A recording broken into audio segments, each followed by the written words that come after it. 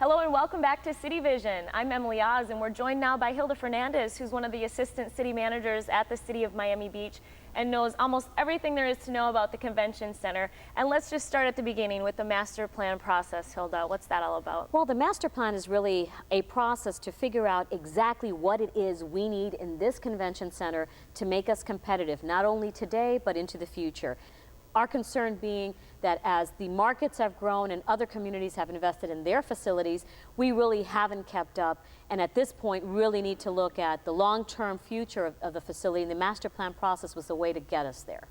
And we've seen some of the designs of our convention center of the future, and they look amazing. Tell us about some of the highlights of what we have to look forward to. Well, once the consultant told us these are the things that other centers have or the meeting planners say are needed, such as, for example, a multi-purpose ballroom space. You may need more meeting rooms. You need to have better technology.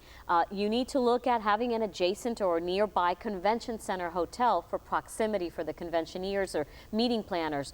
And once they told us that, we worked with an architect, competitively selected Arquitectonica, who developed a concept of how we can make all of those things happen within the blueprint of city land available either in this facility or adjacent. Really, one of the biggest challenges for us is we can't shut down while we're improving this facility. We've got to continue to operate and have events coming here, because if we lose that business, we might never get it back. Okay, and what else would you like to add about this process?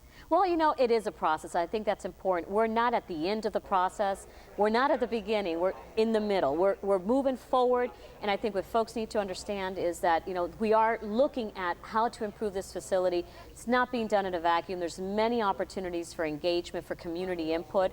It's also important to know that we've done economic impact analysis. So to make sure that we understand that if there is an investment made into improving this facility, that in fact there's going to be a return on that investment. That's how the business sector thinks. That's how we in government need to think. And we have done that economic impact analysis. And it's not just about jobs during construction, but the long-term impact of improvements to this facility generates a significant volume of jobs and significant economic contribution, upwards of $300 million, which are shared throughout many industries.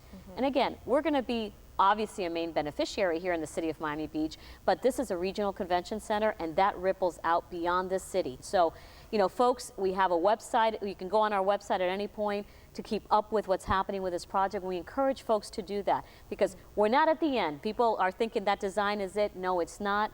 There's still a long way to go. We're very excited that we're moving forward, and the next few months, hopefully, we'll be making the next important steps. And who wouldn't want to come to a convention in Miami Beach? Let's be real about it, right? We have every other, we have everything. Absolutely, we have every other amenity, so we just need to make sure that this facility is value added, not the other way around. Okay, well, thanks for joining us and thanks for all the info, Hilda. Thank you for having me. All right, we'll be right back with much more here on City Vision.